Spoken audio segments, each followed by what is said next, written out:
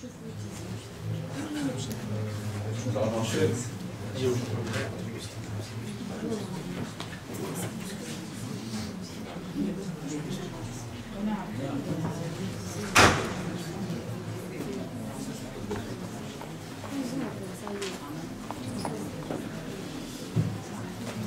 vraiment trop changer de sujet, mais c'est juste pour parler un petit peu de comment améliorer la réfraction chez un kératocone. Moi, je vais parler des indications, et puis Olivier va parler des méthodes et des résultats.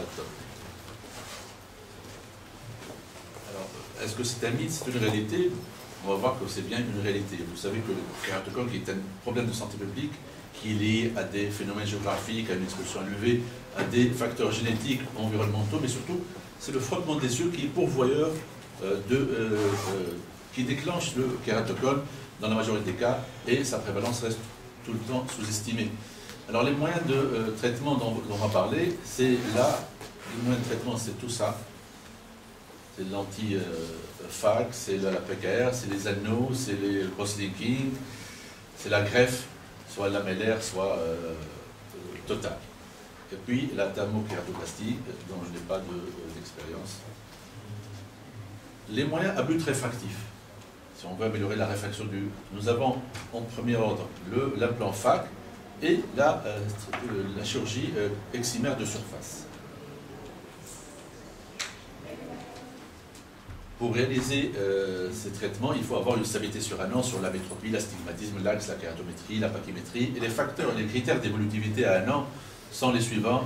Une augmentation de 1 dioptrie d'astigmatisme, c'est un facteur qui va dire qu'il y a une évolutivité, donc pas de chirurgie. Une modification significative de l'axe de l'astigmatisme, une augmentation de 1 dioptrie de la kératométrie dans l'axe cambré et une perte de 25 microns de la pachymétrie. Tout ça, vous trouvez ça dans le récent livre d'Alio de 2017. Pour l'implant FAC. L'implant FAC, c'est un implant qu'on met dans la chambre postérieure, devant le cristallin. Les avantages, c'est une compensation efficace d'une amétropie stable, il préserve l'accommodation, le centrage et la stabilité ne sont pas cornéodépendants, et l'image rétinienne, ça a été prouvé, est magnifiée, et puis c'est une chirurgie totalement réversible. Les inconvénients, c'est le risque de perte endothéliale accélérée, la cataracte induite, l'ovalisation pupillaire dans certains cas, la rotation, le décentrement, surtout pour l'implants toriques, les phénomènes optiques liés à des tilts et à des voltings, et les décollements rétiniens dans des cas isolés. Alors les critères d'implantation, c'est indiqué quand la topographie est stable avec un âge au-delà de 35-40 ans, une acuité visuelle supérieure à 6 dixièmes, une réfraction stable durant 24 mois avec une équivalence sphérique qui au-delà de 3 dioptries, et une absence d'astigmatisme régulier cliniquement significatif.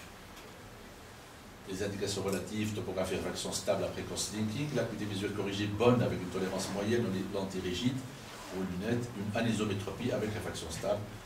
On n'en fait pas quand il y a un cas de cône progressif avec une cornée instable, une meilleure acuité visuelle corrigée en dessous de 5 dixièmes, une amétropie progressive et des aberrations de ordre supérieur à 3 microns dans les calculs topographiques.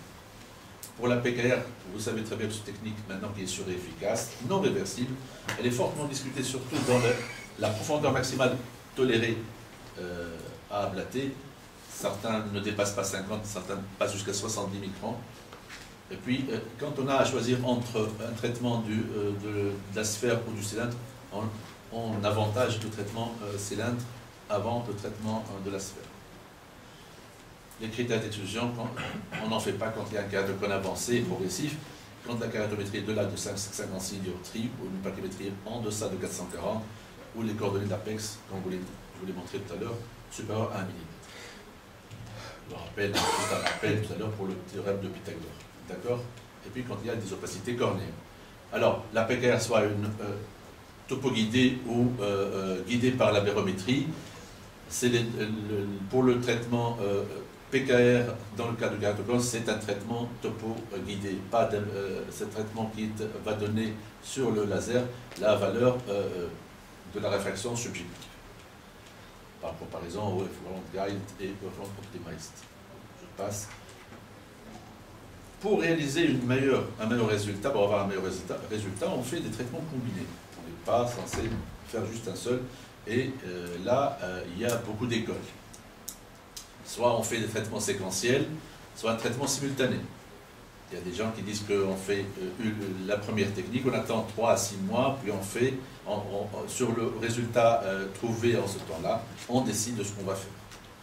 Alors que choisir, il y a plusieurs écoles, il n'y a pas de consensus là-dessus, on en a parlé hier. Soit on fait une PKR avec une cross-linking ou avec anneau, ou un plan FAC avec cross-linking ou un plan FAC avec anneau. Quand on a à faire des traitements combinés, quels sont les critères qu'avancent certains quand on fait une cross-linking, puis après un certain temps une PKR? On dit qu'on attend la rigidification cornéenne qui est à son apogée au 6e mois. Comme ça, on va gagner le plus sur le traitement PKR. Alors que quand on fait une PKR et cross-linking en même temps, ben, on se dit qu'il ne faut pas affaiblir une cornée qui va être qui a été rigidifiée. Donc tout ça, ça se discute. Mais le plus important, c'est que quand on veut faire un traitement combiné avec un cross-linking, il faut respecter les indications suivantes.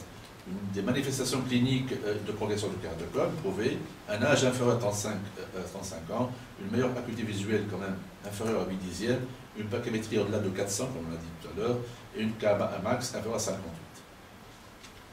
Les contre-indications, bien sûr, les cas de grossesse, allaitement, l'âge avancé, mais il n'y a pas de consensus sur la limite supérieure de l'âge, la meilleure acuité visuelle supérieure à 8 dixièmes, la présence d'une opacité cornéenne éventuelle et le syndrome sec sévère. Les traitements combinés avec anneau, c'est indiqué quand l'acuité visuelle est inférieure à 9 dixièmes et quand le cas est stable sur la réfraction, sur la topographie, sur 12 mois est documenté avec un alignement des axes de la réfraction manifeste, la topographie qui ne dépasse pas 15 degrés de différence, et un astigmatisme inverse inférieur à 3 dioptries, une pachymétrie dans l'air du tunnel qui doit être supérieure à 300 dans les ferrara, à 450 dans les intaxes et 250 en cas de kérarie. Et puis, bien sûr, il faut avoir une cornée claire. Juste deux organigrammes dans le livre d'Alliot. Donc, ici, il donne une conduite, c'est sa conduite personnelle, et puis je pense que c'est discutable. Je vais montrer une autre conduite aussi tout à l'heure. Ça, si on résume ça, ce tableau, c'est que quand on a un grade 4 ou supérieur, c'est la greffe, et quand on a une stabilité, c'est un choix selon les désirs du chirurgien.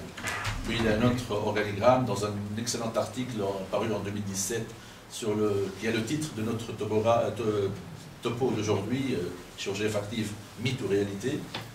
Il donne cet organigramme et il parle du kératocone stable ou progressif et il donne des idées, mais je pense que tout ça c'est discutable selon c'est une chirurgie qui se fait cas par cas.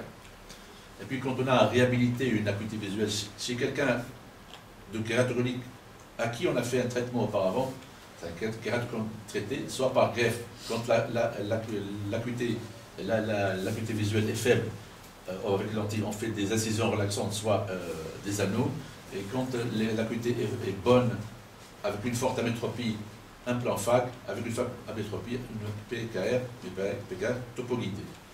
Quand il n'y a pas de greffe, c'est-à-dire qu'on a fait autre chose, si l'acuité visuelle est faible, donc PKR guidé par la bérométrie, avec une bonne acuité visuelle, surtout avec lunettes, avec port de lunettes, un plan FAC. Voilà. Donc en conclusion, je vous donne tous ces organigrammes par mail, si vous voulez. Longtemps considéré comme une contre-indication à toute chirurgie réfractive, le kératocone peut bénéficier dorénavant de techniques précises, sûres et efficaces. La combinaison permet souvent d'avoir le meilleur résultat et le respect des indications est crucial. Mais le seul obstacle chez nous en Tunisie reste le prix. Je vous remercie.